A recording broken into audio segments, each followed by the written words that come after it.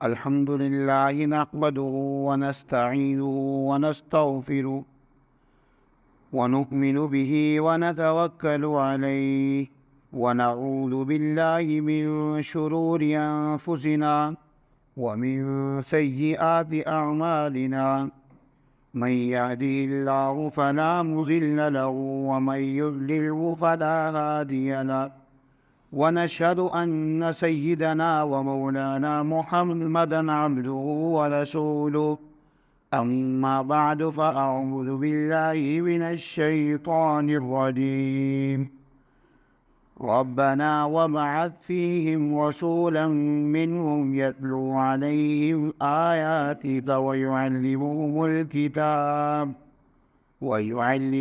الكتاب والحكمة ويزكيهم.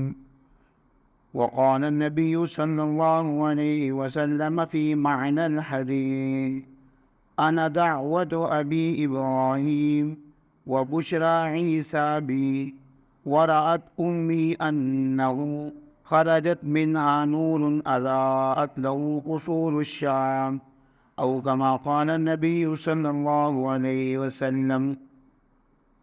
میرے عزیز بھائیو دوستو، اگر ہم اسلامی تاریخ پر نظر ڈالیں تو ہزاروں سال پہلے ایک نبی گزرے ہیں جن کا نام تھا ابراہیم علیہ السلام.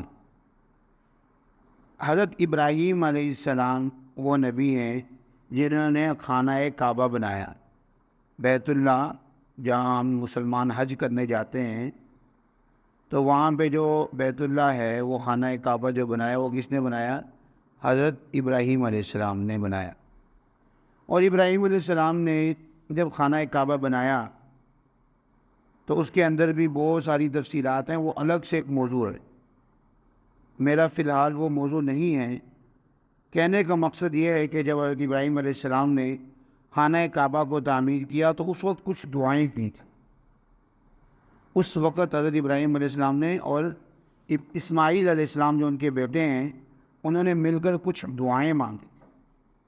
وہ ان دعاؤں میں ایک دعا وہ ہے جو ابھی میں نے خطبے میں ذکر کی ہے کہ دونوں نے مل کر یہ دعا مانگی، ربنا وابعث فیہم، اے ہمارے رب ان لوگوں کے اندر مبعوث فرما، بھیج دے، منہم انہی میں سے ایک بندہ ہو جو کیا ہو، یتلو علیہم آیاتی، جو ان کے سامنے تیرے تیری آیات کی تلاوت کرے، اور جو ان کے سامنے وہ کتاب تو ان کو دے گا اس کی تعلیم دے اور ان کو حکمت سکھائے، ویزکیہم، اور ان کا تزکیہ کرے. تو حضرت ابراہیم علیہ السلام نے ہزاروں سال پہلے ایک دعا مانگی تھی، اور اس وقت ابراہیم علیہ السلام کو اللہ جل جلالہ نے کسی طریقے سے یہ بھی فرما دیا تھا کہ تمہاری یہ دعا قبول ہو گئی. ابراہیم اور اسماعیل کی جو مشترکہ دعا تھی وہ قبول ہو گئی. وہ قبول کیسے ہوئی؟ اس قبولیت کا اصل کہاں ظاہر ہوا اور دعا قبول ہوئی تو جو بھیجا گیا تھا وہ کون تھا؟ جب ابراہیم علیہ السلام اور اسماعیل علیہ السلام نے دعا مانگی کہ اللہ ایک رسول بھیج دینا، تو وہ رسول کون ہے؟ تاریخ میں یہ بات ثابت ہے اور شریعت سے بھی یہ بات ثابت ہے، اسلامی تاریخ سے، کہ حضرت اسماعیل علیہ السلام کی اولاد میں ایک ہی نبی آئے اور وہ حضرت محمد صلی اللہ علیہ وسلم ہے. تو دعا کے قبول ہونے کا مطلب یہ ہوا کہ ایک ایسا بندہ ہو جو دونوں کا بیٹا ہو، ابراہیم کا بھی بیٹا ہو اور اسماعیل کا بھی بیٹا ہو. تو اسماعیل کا تو کوئی بیٹا نبی بنا ہی نہیں سوائے حضرت محمد صلی اللہ علیہ وسلم کے. تو اس کا مطلب یہ ہوا کہ حضرت ابراہیم علیہ السلام نے خانہ کعبہ بنانے کے بعد جو دعا مانگی تھی، اور یہ دعا میں یہ کہا تھا کہ ایک ایسا رسول آئے جو انہی میں سے ہو اور ان کو کچھ سکھائے، تعلیم کیا دے، ان کو قرآن پاک کی آیات ان کو سنائے اور ان کو تعلیم دے قرآن پاک کی، اور ان کو حکمت سمجھائے اور کیا کرے، اور ان کا تزکیہ کرے. تو وہ کون ہے؟ وہ حضرت محمد صلی اللہ علیہ وسلم ہے. تو آپ صلی اللہ علیہ وسلم یہ فرمایا کرتے تھے کہ میں اپنے باپ ابراہیم کی دعا ہوں، میں اپنے باپ ابراہیم کی دعا ہوں، اور میں عیسیٰ کی خوشخبری ہوں۔ حضرت عیسیٰ علیہ السلام نے اپنی قوم کو یہ خوشخبری دی تھی کہ اے میری قوم، میں تمہیں خوشخبری بنا کر دینے والا بھیجا گیا ہوں، خوشخبری دینے والا بنا کر بھیجا گیا ہوں۔ کس بات کی خوشخبری؟ کہ میرے بعد ایک رسول آئے گا جس کا نام احمد ہوگا، اور آپ صلی اللہ علیہ وسلم کے ناموں میں سے ایک نام احمد بھی ہے، محمد بھی ہے اور احمد بھی ہے۔ تو آپ صلی اللہ علیہ وسلم فرماتے تھے کہ میں اپنے باپ ابراہیم کی دعا ہوں، حضرت عیسیٰ کی خوشخبری ہوں، اور میں اپنی ماں کا خواب ہوں۔ ماں کا خواب کیا تھا؟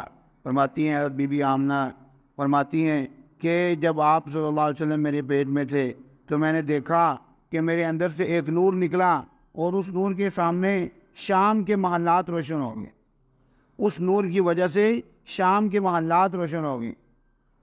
تو آپ فرمایا کرتے تھے کہ میں اپنی ماں کا خواب ہوں۔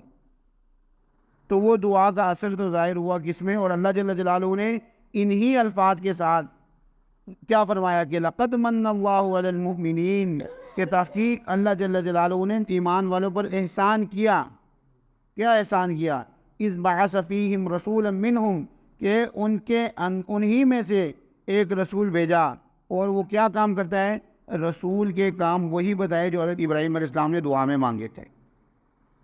ابراہیم علیہ السلام نے جب دعا مانگتے ہوئے کہا تھا نا کہ اللہ ایک رسول بھیجنا جو یہ کام کرے، تو اللہ جل جلالہ نے جب اپنے بندوں کے اوپر، دیکھیں اللہ نے بہت نعمتیں فرمائی ہیں ہمارے اوپر، لیکن نعمتوں کے بارے میں اللہ یہ نہیں فرماتے کہ میں نے احسان کیا ہے، لیکن حضور اکرم صلی اللہ علیہ وسلم کی بعثت اللہ جل جلالہ نے بطور احسان ذکر فرمائے کہ لقد من اللہ علی المؤمنین، کہ تحقیق اللہ جل جلالہ نے مومنوں پر احسان فرمایا کہ اذ بعث فیہم رسولا، کہ اللہ نے کیا کیا؟ اچھا جی، غور کرنے کی بات یہ ہے کہ اللہ جل جلالہ نے آپ صلی اللہ علیہ وسلم کو بھیجا ہے نا، تو آپ کے بھیجنے کا مقصد کیا ہے؟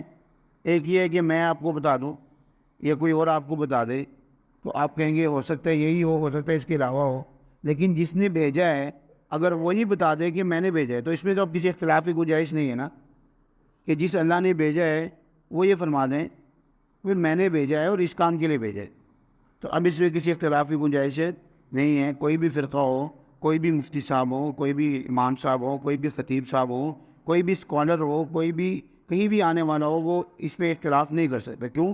کیونکہ اللہ نے بھیجا اور اللہ نے بھیجنے کا مقصد بیان کر دیا۔ تو ہمارے دیکھنے کا کام یہ ہے، ہمارے سوچنے کا مقام یہ ہے کہ اللہ جل جلالہ نے جن مقاصد کے لیے اپنے محبوب کو ہمارے پاس بھیجا، اللہ نے اپنے محبوب کو ہمارے پاس بھیجا جن مقاصد کے لیے، تو کیا ہم اس مقصد کو پورا کر رہے ہیں کہ نہیں کر رہے؟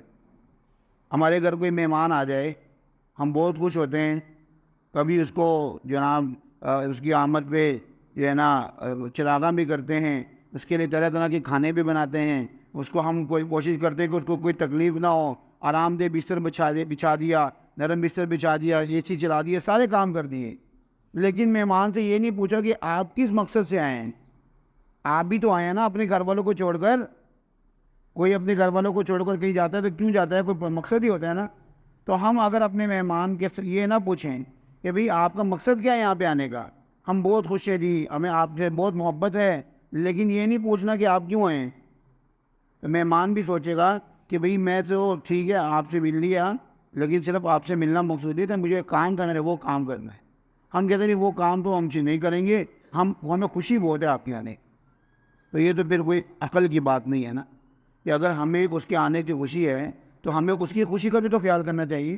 اگر ہمیں اس سے محبت ہے، ہمیں اپنے مہمان سے محبت ہے، تو ہمیں اپنے مہمان کی راحت کا بھی تو خیال کرنا چاہیے، کس مقصد سے وہ آیا اس کا بھی تو خیال کرنا چاہیے۔ اور وہ مقصد میں نہیں بتا رہا، ہمارے نبی اکرم صلی اللہ علیہ وسلم کی دنیا میں آنے کا مقصد میں نہیں بتا رہا، اللہ بتا رہے ہیں۔ کیا فرما رہے ہیں؟ لقد من اللہ علی المؤمنین، کہ تحقیق اللہ جل جلالہ نے مومنوں پر احسان فرمایا۔ اللہ جل جلالہ نے اتنی نعمتیں دی ہیں، اسی نعمت کے ساتھ احسان کے لفظ بھی استعمال کیے، لیکن نبی کے بھیجنے کے ساتھ احسان کا لفظ استعمال کیے۔ اور احسان کیا احسان کیا؟ اذ بعث فیہم رسولا، کہ ان میں سے ایک رسول مبعوث فرمایا، منہم انہی میں سے ہے، اگر کوئی فرشتہ ہوتا تو ان کو یہ خیال ہو سکتا تھا کہ یہ تو فرشتہ ہے، اس سے تو گناہ ہو ہی نہیں سکتے، ہم تو انسان ہیں، ہم سے تو گناہ ہو سکتے ہیں، لیکن اللہ نے انسان ہی بنا کر بھیجا، اور مقصد کیا تھا؟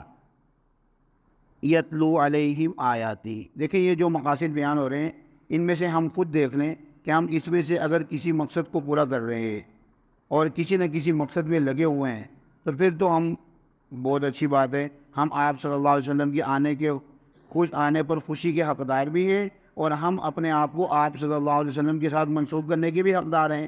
لیکن آپ صلی اللہ علیہ وسلم کے آنے کی خوشی تو ہم منائیں، اور آپ صلی اللہ علیہ وسلم جس مقصد کے لیے آئے تھے اس مقصد میں ہم نہ رہیں، وہ مقصد ہمارے سامنے نہ رہے، تو پھر یہ صرف نام کی خوشی ہوگی اور ایک بیوقوفانہ بات ہوگی کہ صرف خوشی کا تو کوئی فائدہ نہیں ہے کہ جب اس کی خوشی میں جو آیا ہے اس کی خوشی میں ہم شریک نہ ہوں۔ اس کی خوشی کیا ہے؟ ان 4 کاموں میں سے کوئی ایک کام ہم کرتے رہیں۔ پہلا نمبر کیا ہے؟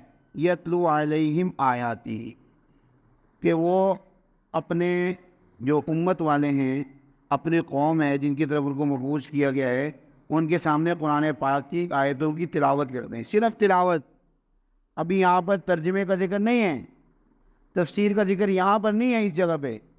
صرف کیا مقصد ہے کہ آیات سکھائیں کہ جس طرح عرب کا لہجہ تھا، جس طرح عربی زبان پڑھی اور بولی جاتی ہے، اس لہجے میں ان کو قرآن پاک کی آیت کو پڑھنا آ جائے، اس لہجے میں ان کو قرآن پاک پڑھنا آ جائے۔ یہ نبی کی بعثت کا مقصد ہے۔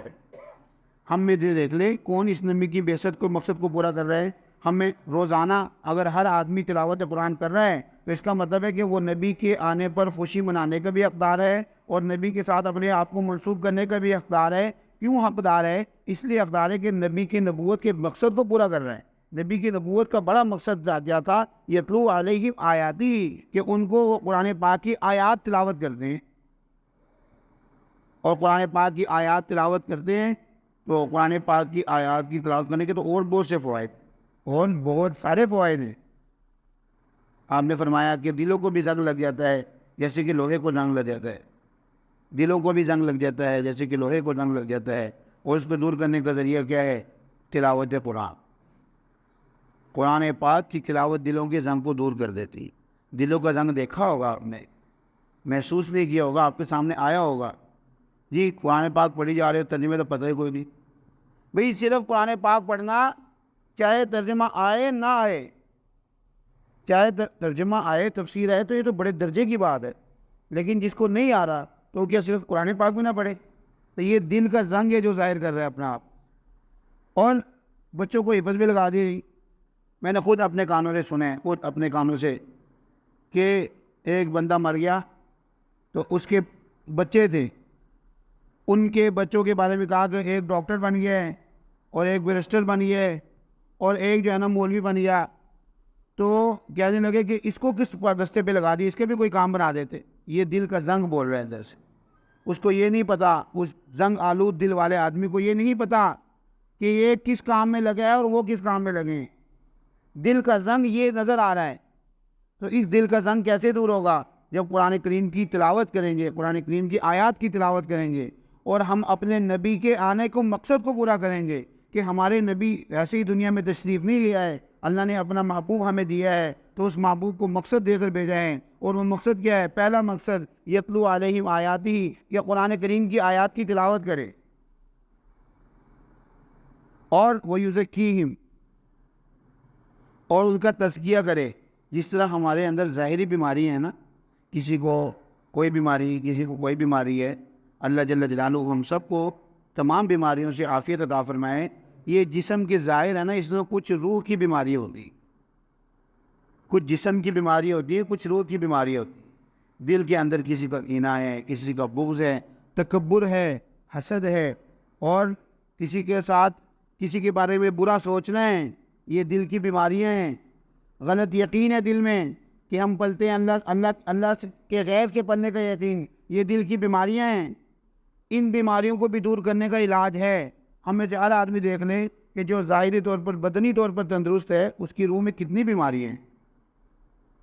ان روحانی بیماریوں کو غیبت کرنے کا دل کرتا ہے، اور غیبت کرتے ہیں تو دل ہلکا ہو جاتا ہے، تو یہ دل بیمار ہے، روح بیمار ہے۔ تو ان روحانی بیماریوں کا علاج رسول اللہ صلی اللہ علیہ وسلم نے فرمایا وَيُزَكِّيهِمْ، ان روحانی بیماریوں کے علاج کو تزکیہ کہتے ہیں، کہ آپ صلی اللہ علیہ وسلم کی بعثت کے مقاصد میں آپ صلی اللہ علیہ وسلم کے اس دنیا میں تشریف لانے کے مقصدوں میں سے ایک مقصد کیا تھا کہ انسانوں کا تزکیہ کریں۔ کیا ہم اپنے آپ کا تزکیہ کرنے کی فکر مند ہیں؟ اگر دیکھیں تھوڑا سا بھی جسمانی طور پر کوئی تکلیف سامنے آتی ہے تو فوراً سوچتے ہیں ڈاکٹر کے پاس جائیں اور فوراً اچھے سے اچھا علاج کرنے کی کوشش کرتے ہیں۔ تو جس طرح جسم کا ہمارے اوپر حق ہے، اس طرح ہماری روح کا بھی ہمارے اوپر حق ہے۔ ہماری روح کا بھی یہ حق ہے کہ ہم اپنی روح کو بیمار ہونے سے بچائیں، ہم اپنے دلوں کو زنگ لگنے سے بچائیں، ہم اپنے آپ کو حسد میں مبتلا ہونے سے بچائیں، ہم اپنے آپ کو غیبت میں، چغل خوری میں اور برے جذبات میں، کسی کی نفرت میں، کسی کے انتقام میں ملوث ہونے سے، مبتلا ہونے سے بچائیں۔ یہ ہماری روح کا ہمارے اوپر حق ہے۔ اور اس کا حل کیا ہے؟ اس کا حل یہ ہے کہ اللہ والوں کے پاس جائیں۔ جس طرح جسمانی بیماریوں کے لیے بندہ کہاں جاتا ہے؟ ڈاکٹروں کے پاس جاتا ہے، اسی طرح روحانی بیماریوں کے حل کے لیے بندے کو کہاں جانا چاہیے؟ اللہ والوں کے پاس جانا چاہیے، اللہ والوں کی مجلس میں بیٹھنا چاہیے، اللہ کا ذکر کرنا چاہیے۔ اللہ کے ذکر سے دل پاک ہوتے ہیں، قرآن کریم کے ذکر سے، قرآن کریم کی تلاوت سے، اور ایک اور چیز جس سے دل جنگوں سے پاک ہوتے ہیں وہ موت کی یاد ہے۔ کہ جب بندے کے سامنے موت آتی ہے نا، جب بندے کے سامنے کوئی مرتا ہے تو پھر بندے کو پتہ چلتا ہے۔ کوئی تھوڑا سا بھی بندہ بیمار ہوتا ہے، اس کو لگتا ہے کہ بھئی میرا مسئلہ خراب ہو رہا ہے، تو اس کا دل کیسے ٹھیک ہو جاتا ہے، کیسے جائے نمازیں بچ جاتی ہیں گھروں کی گھر میں، اور کیسے قرآن پاک کی تلاوتیں ہونے لگتی ہیں، اور کیسے ایک ایک چیز کے اوپر نظر ہوتی ہے کہ کہیں ہم سے یہ گناہ نہ ہو جائے، وہ گناہ نہ ہو جائے۔ کیوں؟ اس لیے کہ جو موت کی یاد ہے نا، یہ بندے کو ٹھیک کر دے۔ تو موت کی یاد ہمارے سامنے ہو، اس سے ہمارے دل پاک ہوں گے، ہمارے دلوں کا زنگ اترے گا، ہمارے دلوں کی بیماریاں ظاہر ہوں گی۔ دو مقصد ہو گئے نبوت کی، بعثت نبی کی، کہ آپ صلی اللہ علیہ وسلم کو اللہ نے دنیا میں بھیجا تو کیوں بھیجا ہے؟ ایک یتلو علیہم آیاتی، صرف قرآن پاک کی تلاوت۔ یہ آپ کے مدرسے میں، مسجد میں جو بچے قرآن پاک پڑھنے آتے ہیں، یہ اسی مقصد کا پورا کرنا ہے۔ 60-70 بچے اگر آ رہے ہیں یہاں پہ تو آپ خوش قسمت ہیں کہ آپ کی مسجد میں اور آپ کے بچے اس مقصد نبوی کو پورا کر رہے ہیں۔ اور کیا کرتے ہیں نبی؟ وَيُعَلِّمُهُمُ الْكِتَابَ، اور نبی اپنے لوگوں کو کتاب اللہ کی تعلیم دیتے ہیں۔ دیکھیں آپ صلی اللہ علیہ وسلم جب تشریف لائے سارے عرب تھے، اور ان کو قرآن کریم کا ترجمہ تو آتا ہی تھا، عربی زبان میں قرآن کریم نا، تو ترجمہ تو آتا ہی ہے، لیکن اس کے باوجود صحابہ کرام، حضرت عمر جیسے صحابہ، حضرت عبداللہ بن عمر جیسے صحابہ سالوں سال میں صرف سورہ بقرہ سیکھ رہے ہیں بس۔ تو کیا سیکھ رہے ہیں؟ وہ کتاب اللہ کا صرف ترجمہ کافی نہیں ہے۔ ہم سمجھتے ہیں کہ صرف ترجمہ پڑھ لیں گے تو کام ہو جائے گا۔ صرف ترجمہ پڑھنا پہلا قدم ہے، یہ آخری قدم نہیں ہے۔